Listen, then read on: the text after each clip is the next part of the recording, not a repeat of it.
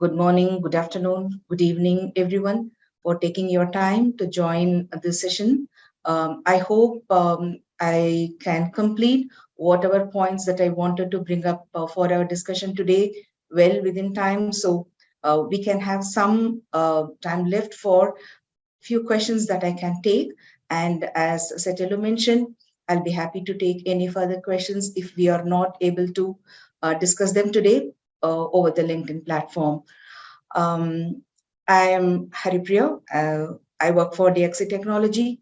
I head the business continuity risk and compliance, and I also lead the ISO 22301 program. Um, so today, the topic that we have been given for discussion is, can your clients trust your defense against the cyber attacks? So when I went through the topic, three things came out, and I thought that would be the context of our discussion today. So one is on the ISO 27001 2022 standard, the new version of the standard that has been released last year. And the second component of the topic is about the defense against the cyber attack. And the third one is about the client's trust.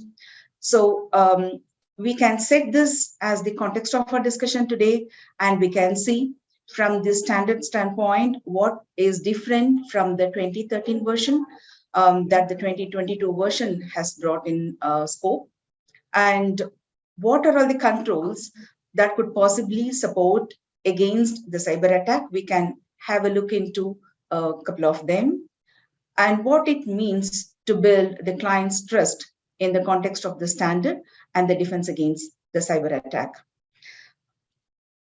So when we look at the new version of the standard, the 2022 version, I just thought of briefly giving an overview about the changes. So if you see the clauses of the standard, so we all know all these new standards are aligned with the Annex Excel. So we have the standardized the clauses that covers the various aspects of the standard. And overall, in all these clauses, if you see, I wouldn't say that there is a very drastic change or something that is totally different from the current 2013 version in what the new standard version has brought in. But there were a few things that came out startingly in the context of the topic that we are discussing today. But before that, let me just highlight those changes. One is on the clause 4.2, the understanding the needs and the expectations of the interested parties. There is one item that is added that requires analysis of which of the interested party requirements that must be addressed through the ISMS. So this particular aspect of understanding the requirements of the interested party and analyzing those requirements and those that needs to be addressed through the ISMS has been explicitly called out in clause 4.2. And in clause 4.4, a phrase has been added requiring processes and the interactions as part of the ISMS. And in clause 5.3, the organizational roles, responsibilities, and authorities, a phrase has been added to clarify the communication of the roles done internally within the organization. And in 6.2, there is an item that is added that requires objectives to be monitored. So the monitoring of the objectives is something that is also being, you can obviously see in this new version of the standard. And there is another clause that has been added on the management of change, if I may say so, called the planning of changes. So when these changes are being introduced in the management system within the organization, it calls for an effective planning and how those changes in the ISMS needs to be done in a planned manner. So this is a new clause that has been introduced in the standards. And in 7.4, one of the item has been deleted, which is required to set up the processes for communication. And in 8.1, operational planning and control, new requirements are added for establishing the criteria for security processes and for implementing the processes according to the criteria. And in the same clause, there is also a requirement to implement the plans for achieving the objectives that has been deleted.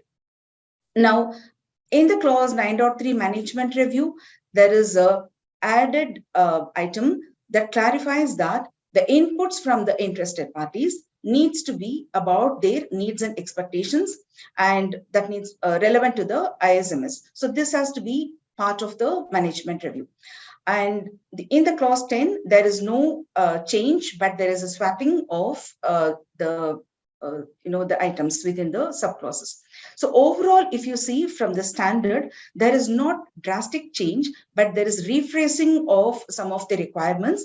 But two things that we can see that is specifically, that is standing out in the context of our topic today is analysis is about the interested party and their requirements. So customers are one of the interested parties, and the requirements of the customers have to be documented and analyzed and need to be addressed and need to be looked into which of those requirements have to be addressed through the ISMS, and establishing the criteria for those security processes, and inputs from these interested parties need to be part of the management review. So with this input, we can also see what are all the changes that have been brought in the Annex A, which is the most important component of the standard. So overall, there were 114 standards in the 2013 version, but it has been reduced to 93 controls in the new version of the standard. And if you know, we know there were about 14 control areas or sections in the 2013 version. So you can see I've just jotted them in the slide here. And these have been reduced, and the regrouping of the controls have been brought into 4 major sections or control areas: the organizational controls, people controls, physical controls, and technological controls. So these are the 4 major groupings under which the controls have been aligned under. 35 of the controls from the 2013 version are retained, 23 of them have been renamed, and 57 controls have been merged into 24. And so these overall don't really change the essence of what has been defined in the previous version, but there is some amount of retention, renaming, merging, and all of that has happened in order to logically group them into these control areas.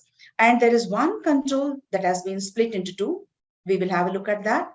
And there are 11 new controls that have been added into the standard. So that is something a little bit of significance, and we can have a look at what these changes in the controls that are specific in the context of our discussion today. I hope my pace is okay. Am I too fast, too slow?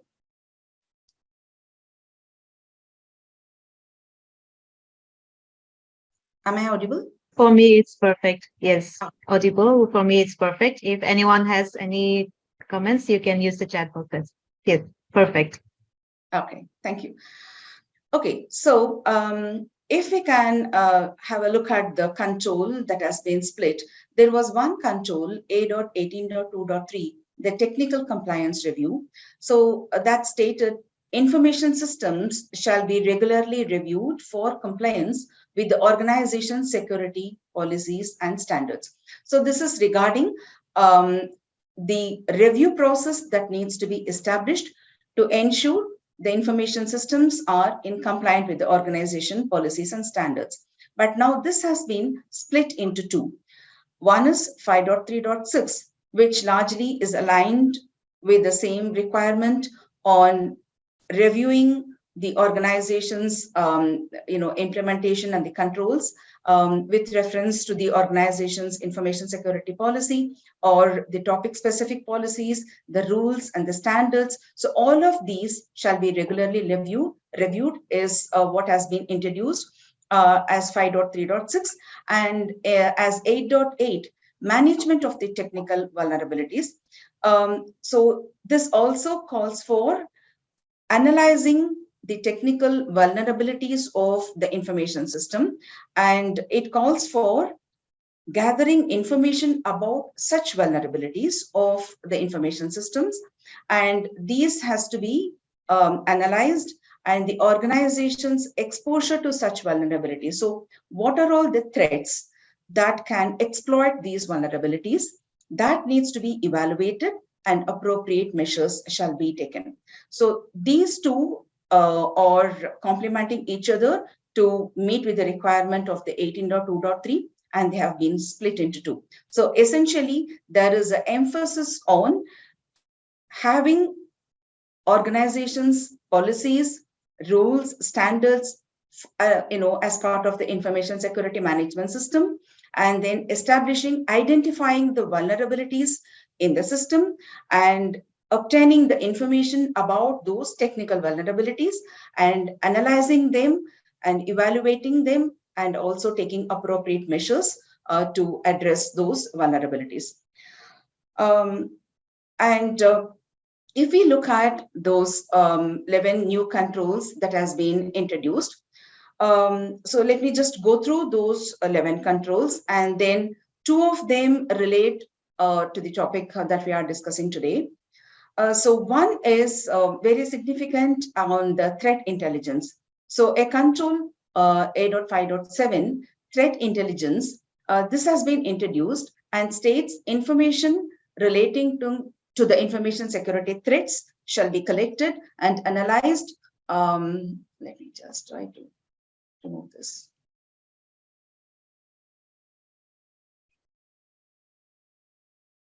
Okay, to produce a threat intelligence. So this is something very significant that has been introduced in the new standard. So let us have a detailed look into what exactly is threat intelligence and how an organization can use this particular control requirement to build the defense against the cyber attacks and also build the client's trust.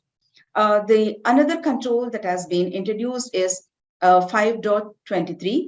It's about the information security for use of cloud services. So again, this details about the processes for the acquisition, the use and management, and also the exit from the cloud services within the organization's information security requirements, how these services have to be used from the acquisition till exit, and how these has to be monitored. So this is also from the cloud services platform perspective.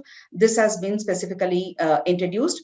And there is another on the business continuity aspect of the ICT. So the readiness of the information systems needs to be planned. The necessary controls have to be implemented to ensure if there is a threat that exploits the vulnerability in the system, and how such events that might be caused, such incidents that might be caused due to the threat, how those controls have to be implemented, and how those controls have to be maintained and tested based on the business continuity objectives of the organizations and the ICT continuity requirements. So this is also something that has been explicitly introduced in this version. And there is, so these are, so we saw 4 control groupings. So this is related to the organizational control areas. There is one control from the physical security, which calls for continuous monitoring of unauthorized physical access. So in the previous version, there is a physical security related control requirements, but this one is very clearly, explicitly mentioned about the continuous monitoring of unauthorized physical access. So, and the remaining that you can see here is about the technological controls. I couldn't see any control introduced related to the people area. These new controls are all around the organizational, the physical, and the technological. From the technological control standpoint, you can see there are about 7 controls that has been introduced. So one is on the configuration management, about how the hardware, software, the services, and the network configurations shall be established, documented, implemented, again monitored and reviewed. And there are certain controls which is specific about how the data that is processed within the organization needs to be masked. So the data masking requirements as part of the organization's policies with respect to the access controls and the business requirements, the legal and the registration requirements, the privacy requirements, and all of that, that needs to be taken into consideration when implementing the controls with respect to the data masking, and also the data leakage prevention, how these controls and preventive measures need to be applied to the systems and all the networks and the devices that process these data, especially sensitive data. And also the monitoring activities with respect to the networks, the systems, the applications, and any anomalous behavior that needs to be monitored as part of the monitoring activities. And there are two specific controls in terms of how effective controls can be implemented to address these requirements. From one is on the web filtering. So there is an explicit control that talks about how an organization can manage, reduce, and reduce the exposure to the malicious content with respect to the external websites that can be accessed from within the network, and also from the secure coding principles, perspective on the software development environment. So, and there is also a control about the information deletion, how the that needs to be done. So these are all the new controls that has been introduced. So which is more towards how the information processing has to be looked into in terms of proactively identifying the threats, implementing the controls, data protection, monitoring, measurement, analysis, and reporting. So two controls, as I said, I thought we can take for more in-depth understanding in the context of the topic that we are discussing today. So one is on the threat intelligence. The other one is on the ICT readiness from the business continuity standpoint.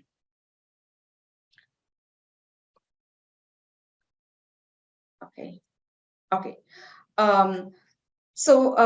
Threat intelligence, so as we all know, is about gathering information, analyzing the information about how the threat actors, adopt a modus operandi or adopt a specific way of attacking the network, the information processing systems, and gather or create a malicious attack on the systems. So if we look into this particular requirement of the standard, we can just see that there needs to be a process organization has to implement in terms of how these threat actors,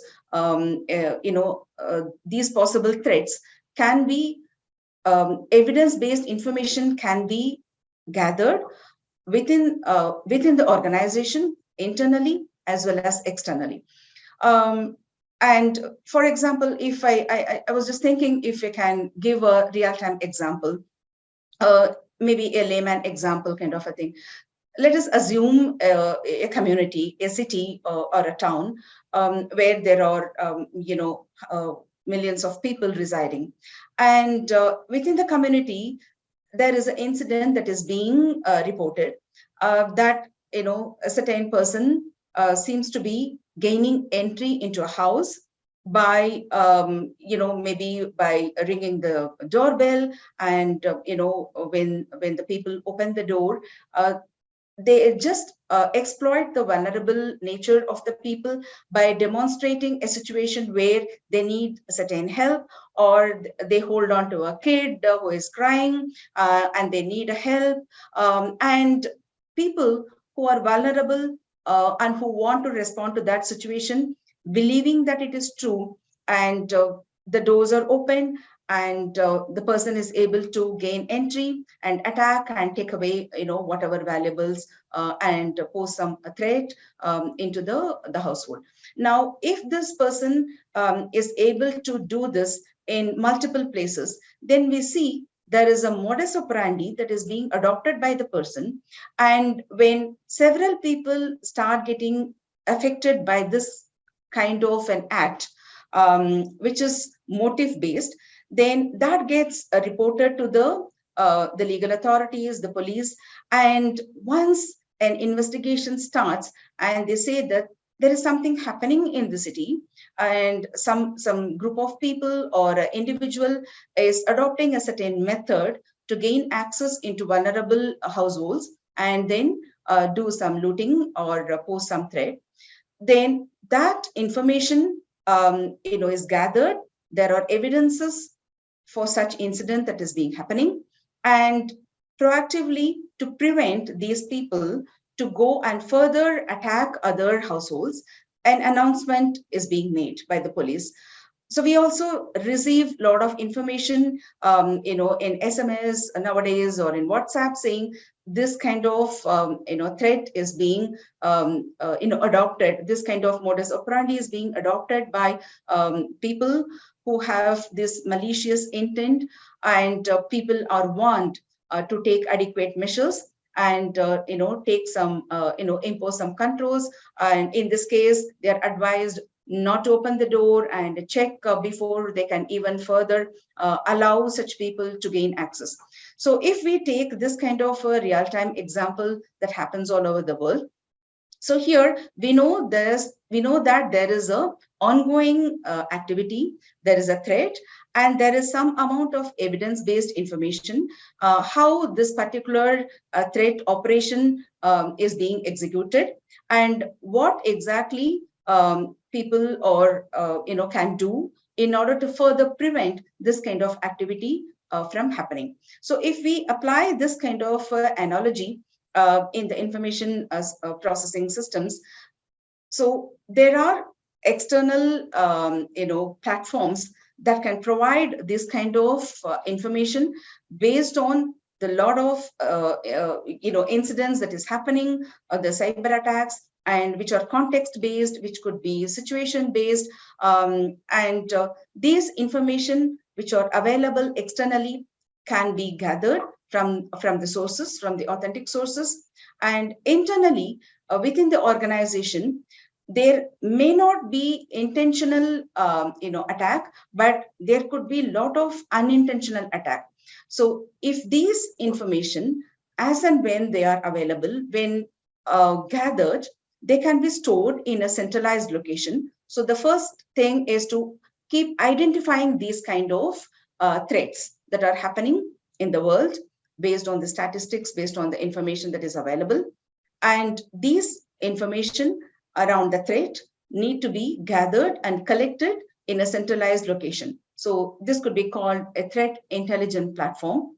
And once this information is available to the organization, the pattern of these incidents that are happening need to be looked into, and the trends, and what are all the risks that can happen out of this kind of threats, and what are all the vulnerabilities within the organization, within the system, that can be exploited by these threat actors. These information can be analyzed either through manual processes or through automated tools.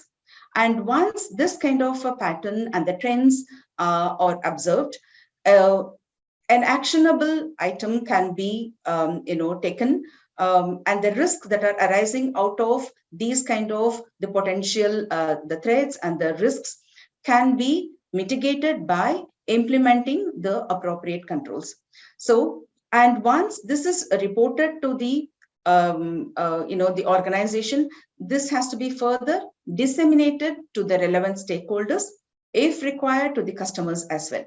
So so this is one aspect of that particular requirement, A.5.7, that every organization that has established a management system, information security management system, or considering designing and implementing the information security management system has to look into. So the threat intelligence platform and the management lifecycle around how these information has to be collated, analyzed, reported, and disseminated is one crucial input or the requirement from the standard that organization has to look into. And when we talk about this threat intelligence, there are different levels again within the organization that needs to be considered. So one is at the operational level. So we have the real-time information, just as a simple example that we look into. So what is happening around in the world currently? What kind of threat are being imposed? What kind of malicious attack is happening? So these are at the operational levels, and how these threat actors are operating, and who are all the threat actors, and how these are being reported. So at the operational level, this is based on the real-time information that is happening across that needs to be addressed. And at the tactical level, based on the threat intelligence platform the organization has constructed, and with the real-time information that keeps coming in based on the current cyber attacks and other threats, proactive development of security controls also need to be built into the system. So it cannot be reactive all the time, that we understand something, an attack is happening, and then we look into the system to see, okay, the organization might have been already affected, or we see that there is a huge vulnerability, and there is the possibility that this threat can impact, and we don't have a control already, and then reactively we just go and see. It has to be proactive. So that is the reason when we are looking into the patterns of the behavior from the threat intelligence platform, the organization at the strategic level has to have this kind of a landscape. What are all the possible emerging threats, and how the organization security architecture is built in order to proactively see well in advance. So based on these kind of attacks that has happened in the past, that we are currently seeing that is happening worldwide, what are all the possible activities that these threat actors can get into? So this kind of a landscape, in terms of the emerging threats, that needs to be looked into at the strategic level, and how this has to be aligned with the organization strategy with reference to the information security management system implementation. So from these three levels perspective, this whole threat intelligence management lifecycle has to be operated. And so these are all the critical aspects. So one is the compliance to the control, the 8.8, as we just saw. And the other is about the integrated risk management approach. So we'll also talk about it in a while. And this also calls for a huge support from the management, and some amount of investment every organization has to consider in order to build this kind of environment. And of course, the right people with the right skills and the right processes have to be implemented. The right technology has to be used in order to build this kind of a threat intelligence platform. And this needs to be continuously monitored. It's not a one-time exercise when the management system is designed and implemented, but this has to be continuously monitored, and this has to be continuously revised and improved. And with this, the organization also has to consider the implementation of controls. So once the awareness on these emerging threats and all these aspects are available, they need to look into the controls. So an organization that has implemented the information security management system will have the statement of applicability, where all the controls are listed. And at the organization level, what are all the controls that are implemented in terms of the policies, the standards, and at the at every level, what the physical controls, all these sorry, the people level controls I'm sorry, technological controls. So all of these are documented in the statement of applicability. And and this alone is not enough to address this, but from the contractual standpoint, from the legal, regulatory, other aspects, the organization should also look into what are all the contracts they have across the customers, across the region, with respect to the information security requirements, data privacy requirements, and business continuity requirements, and whether such requirements are built into in terms of control implementation to ensure those contractual requirements have been adequately addressed. So this is also very important. So not just resting with the process of analyzing the threats and then having a risk management approach and identifying the risks, and then at the organization level having the policies and standards. But it is very important that the delivery teams are aware of the contractual requirements of the customer, and those specific requirements are adequately addressed as part of this whole process. And by doing all of these with only in reference to this particular control requirement, we can see that some amount of trust can be built in within the client. So one is the organization can go for the industry certification based on the standard, which externally validates that this organization has complied with the information security requirement of the 27001 standard. And as part of that, they can demonstrate the threat intelligence systems and the processes. And there is also a strategic approach from the management perspective that has been implemented. So this can be well demonstrated by just through the certification process.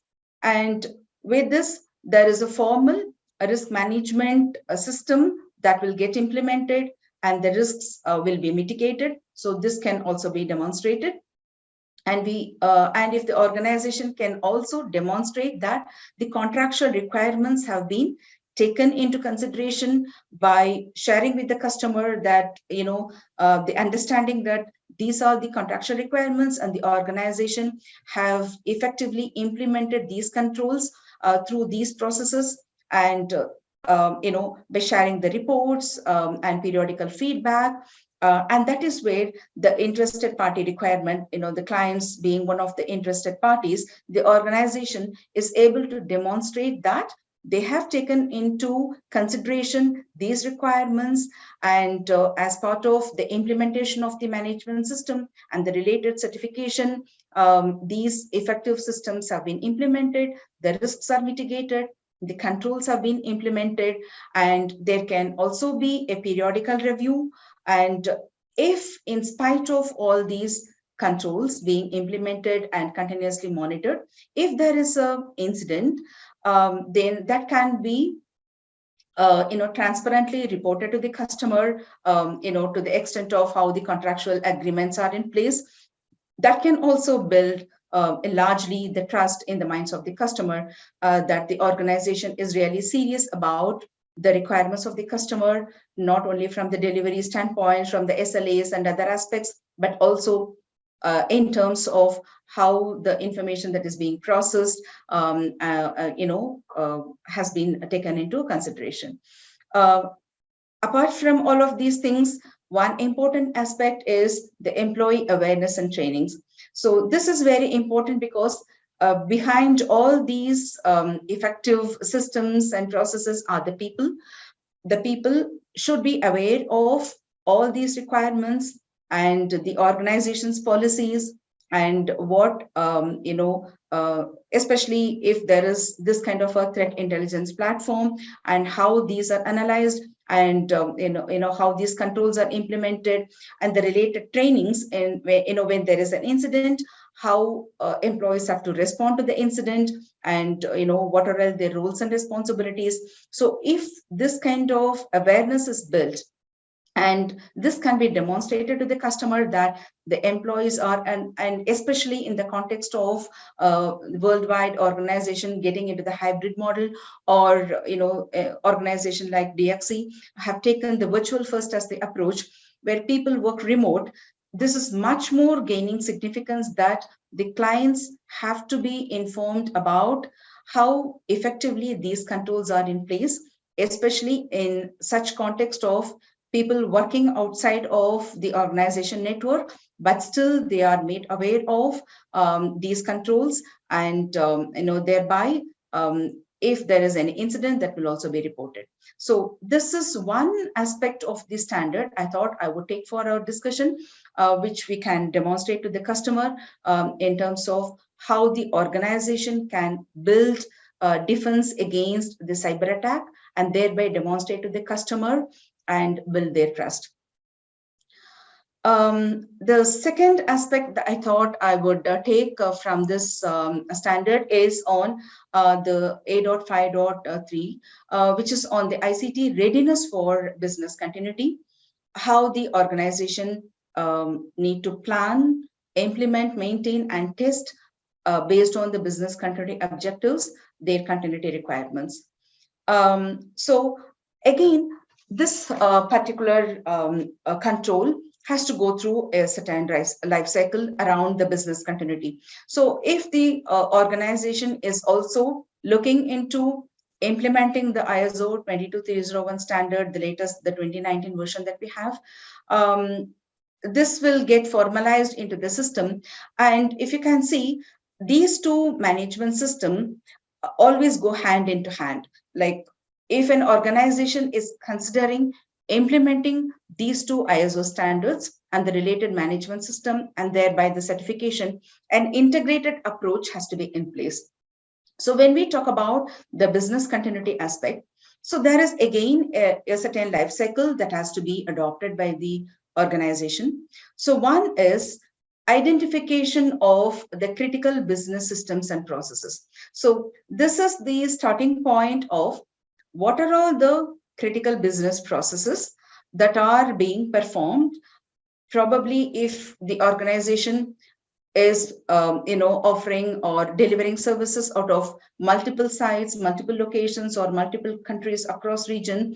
So for a particular customer, they need to identify the critical business process from each site, and this as part of the business continuity life cycle, they need to first there is a different approach. Like some organization choose to do the risk assessment as the first step, and then based on the outcomes they choose to do the business impact analysis and then the BCP. And there is another approach where the business impact analysis is done, and then the risks are identified and thereby mitigated, and then the business continuity planning is documented.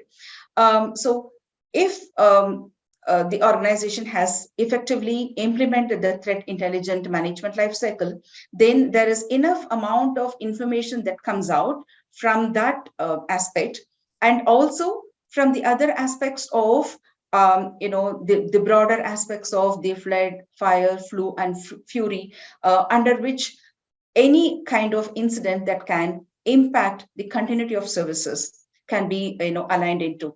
So with all these factors, these larger areas, and the outcomes of the risk assessment considering the threat, the risks can be looked into, and the organization can have an effective risk management program in place from the business continuity standpoint, and those risks can be, the controls can be implemented to mitigate the risk.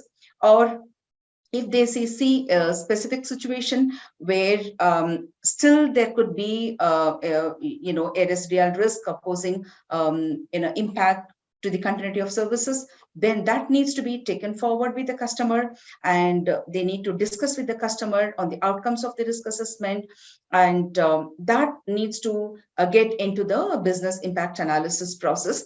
And as part of the business impact analysis process, if the organization is aligned with the ISO 22K requirements, then they have the standard requirements, a framework that can be built as part of the management system, where the critical parameters in terms of the RTOs, the MTPDs, the RPOs. So all of these inputs are to be considered as part of the business impact analysis, and thereby the right recovery strategy, the high level recovery strategy under these 4 broad areas of what if there is a, the flood, or if there is a fire, or if there is a flu, or if there is a fury. So in any incident, like, it can be, even a cyber attack. So all of these can be considered in the broader category of the high level recovery strategy, and specific plans to recover the services from that particular location or the site, in spite of all these controls, all these risk management process, and how effectively the organization can recover and resume the operations without any impact within the defined RTO. So this is very important from the business continuity standpoint. The organization is able to demonstrate to the client that, okay, so we have a very robust program aligned with the information security management system of the 27001 2022 standard, and also from the 22301 2019 standard point of view. And there is a very effective threat intelligence platform and a risk management approach, and there is a formal business impact analysis done. All the requirements of the customers are taken into consideration, and there is a classification of which of these services are critical to the business as well as the customer, that are prioritized for the recovery, and which can, the order of priority of the services that needs to be recovered are all analyzed, and then there is the right strategy is in place, and there are adequate plans in place to recover these services as part of the contractual requirement. So once these plans are in place, the organization can test those plans. So there can be a simulated or even a real-time incident. So if there is a cyber attack, how that is impacting this particular customer, they can simulate, or based on any real-time incident, the organization can gather the information on how effective the plans, the recovery strategies and plans, how were they able to meet with the RTOs or not, or was there a breach of the MTPD or otherwise, where was there any penalty clauses in place that the organization had to meet with any penalties. So based on these real-time incidents and outcomes, the information can again feed into the risk management process, and the business impact analysis and the business continuity strategies can be relooked into. And tabletop exercises are another effective way, where generally in a tabletop exercises, as we know, all the critical support people need to come together, and also the enabling functions, including the IT, the real estate, the facilities management people, the security teams, the legal, the HR function. So depending on what incident that is being considered for the exercise, these relevant functions within the organization have to participate in the tabletop exercise, and the results can be analyzed to proactively take back into the system to enhance and strengthen the controls. And the monitoring of the effectiveness of such BCM program is more important, and that calls for having some defined measures in place, and through effectiveness of these measures, the organization can monitor the program, and again the outcomes can be analyzed and if possible shared with the customer during periodical review, that can strengthen the client's trust on the organization. And again, awareness and roles and responsibilities plays a very important role in this whole exercise. As we just discussed, the people behind all of these must be made aware of. Enough training has to be provided on the organization policies, on the information security and the BCM program.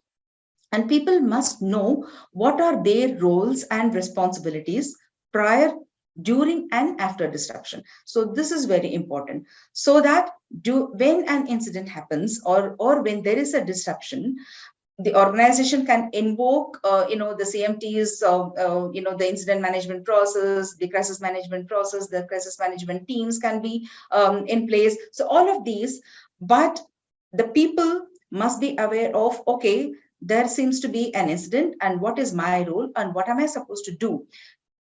Instead of waiting for further instructions from the manager, if they are made aware of the business continuity plan and what their specific roles, each and every single person working on that particular customer account or the contract must be made aware of their roles and responsibilities.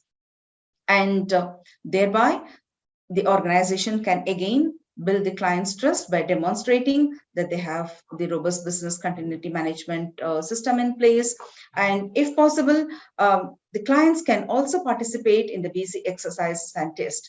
And again, by demonstrating the industry certifications, the trust within the client can be built.